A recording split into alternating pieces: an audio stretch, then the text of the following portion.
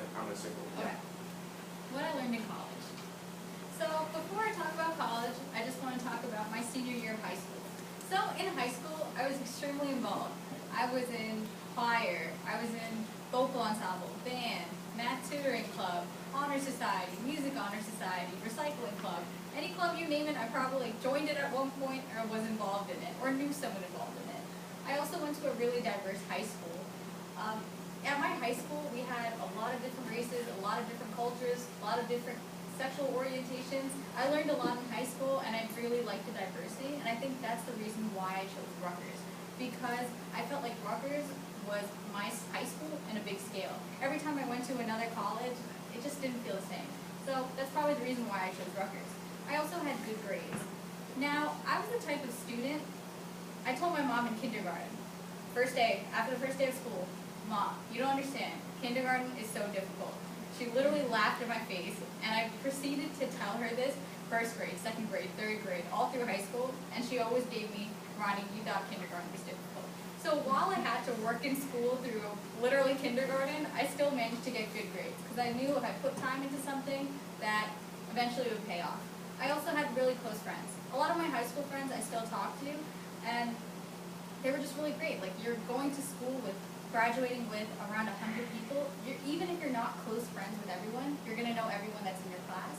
And it's a very knit community, and you're used to a lot of stuff. So while I enjoyed high school and I was a little bit sad about leaving, I was excited for college. And I thought, wow, college is going to be great. It's just like high school.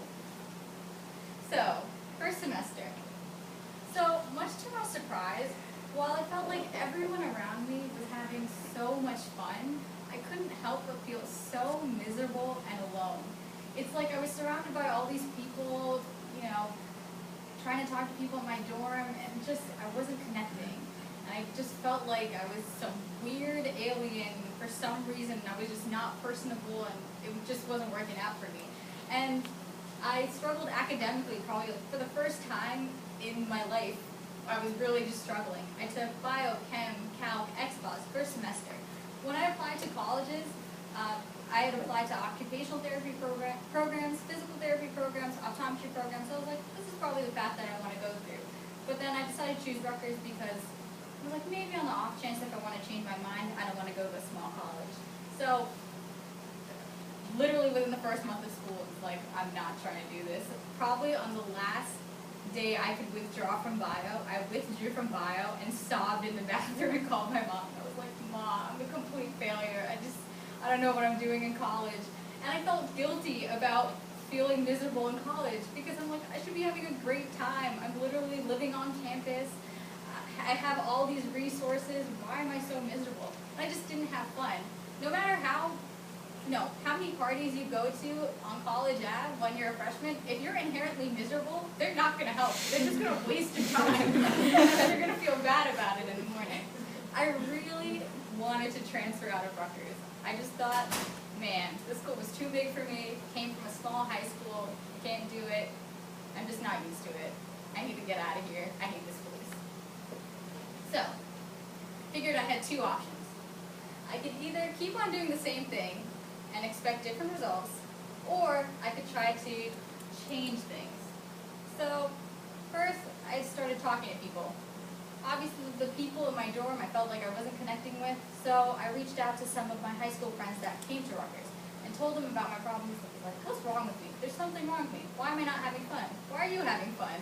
Like, what are you doing differently? I'm clearly doing college wrong. And they were like, Rani, don't worry. You'll get a hang of it. They started talking to their friends, and they started giving me advice. I kind of felt at home talking to them, but I knew I had to branch out. And so I decided to start small. So my friends were asking me, Rani, what do you like? What do you miss about, what do you miss or what do you feel like you're lacking in college that you had in high school? Well, I'm like, I always had good friends, always had a community. I sang in high school, I had hobbies. I'm like, I don't know what I do now. I'm just kind of hanging out in my dorm doing nothing. They're like, maybe you should get involved. Maybe you should try to do other things. Because I had a lot of time, but at the same time, it's like when I went to go to sleep, I couldn't sleep. I was just thinking about so many things. So I was just kind of lost. So second semester, I decided to make a change. I was like, Rani, before you think about transferring out, why don't you try to do something different? So I talked to my friends actually that went to a different college and told her, wow, I hate college, college sucks. And she's like, hey, I know someone that goes to Rutgers and she's part of Indian Christian Fellowship and she's really nice, maybe you should go talk to her. She's super friendly and she seems to like college. And I was like, okay, I'm Indian, I'm Christian, I miss that community. Like, I wasn't going to church anymore, so I'm like, oh, might as well, let me go. So I started with ICF. Right away, it was like, okay, I feel a little bit at ease, I'm a little bit comfortable. They were like, hey, join our coffee house. So all of a sudden I was like, doing late night practices for a charity coffee house they do once a year. And it kind of was helping, and I was like, wow, I kind of feel happy, kind of talking to people. This is good. I also joined an a cappella group. One of my friends messaged me and sent me a picture of a flyer. It's like, you better audition for this group, whatever. I was like, okay, I might as well try it. So I joined Rutgers Shockwave, all-female a cappella group. I moved to a different campus. The campus that I was on Cook campus. With Cook campus, you either love it, hate it, or you think it's pretty. I hated it. So I decided to move to Mesker, and lucky for me, the floor that I moved onto, everyone was friends. So I became friends with one person, and then all of a sudden, I found myself surrounded by 15 or 16 other people that were really cool and really nice. So while I was really busy, second semester, I more efficiently used my time because I was happier and because I was able to study different classes, cut out the science route, decided to take general classes to figure out what I wanted to do. So second semester, when I think about freshman year, all I think about is second semester. First semester kind of blocked it out of my mind. So sophomore and junior year. So I still had a big problem. The reason that I'm in college is to get a degree and find a job. So while I was happier, I still wasn't really going in the path that I wanted to go through. So I decided to pledge a professional fraternity, Phi Chi Theta. So while I was interviewing brothers and talking to them, I kind of got a feel for their personalities and, decided, wow, I'm never going to do accounting. Or supply chain sounds cool. I think that's something I could see myself in. And I took leadership positions. I was the director of academics for my frat, and I became assistant business manager for my a cappella group. So while I was really timid and shy, because I was put into positions and had to be forced to speak, it kind of really helped me out. And I also talked to my professors. Because I talked to my supply chain professor, he was like, hey, why don't you join the committee for the supply chain meet and greet? I was like, sure. All of a sudden I was talking to these different companies and figuring out what I wanted to do. I also joined Rutgers University Supply Chain Association, RUSCA. Yeah. I'm like, that's what RUSCA stands for. So because I joined RUSCA, I was actually, kind of forced to go to all these networking events, taking attendance for everyone that was coming by. And one of the companies that struck out to me was Diageo. Didn't know what Diageo was, but then I found out they made Ciroc, Hennessy, Johnny Walker, and they just seemed like they had a really cool culture. And I was a junior at the time, not 21, but I heard about their rotational program, and I was like, hey, when I'm looking for full-time, this is definitely something that I want to look into. So because I did all of this, and because my friends helped me out, college became a lot easier, and I feel like I finally found my groove. So giving advice to any freshmen, or just if I could go back and talk to my first semester self, this is a couple of things that I would say. Be yourself.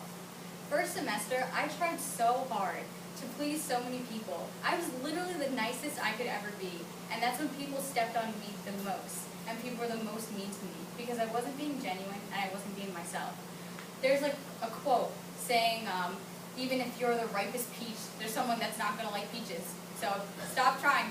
Not everyone is going to like you, and it's okay. Find your passion.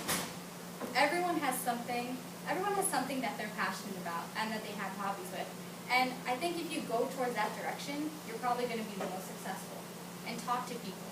Literally anything that I've ever done or accomplished or heard about was because someone told me. It's not because I feverishly searched for something and figured it out myself. It's because I talked to people and they were like, hey, I can help you out. I heard about this person. Or oh, you should join that group. Or, oh, I have a house off campus. Why don't you live in this house? It's not because it was all on my own. It's because people helped me. But people aren't going to know to help you unless you ask for help. And I think one of the most important things is make time for friends. Friends will get you through a lot of things. And it's important to realize which friends to keep and which friends to make time for. You know, you could be the busiest in the world, but you can never forget your friends or your family. And then it's also important to realize which friends you should probably get rid of and probably let go. Because not everyone is concerned about your well-being. And you could really get, you know, on the wrong path if you're with people with the wrong mentalities. So, not to say that I'm a success story at any sense, like, you know, there's a lot of things that I could have done better, but I think I'm at a good place right now, and I wish I could tell my past self, or like freshman now, like, if you're unhappy, you should try to change it. It's not going to change itself. Thanks.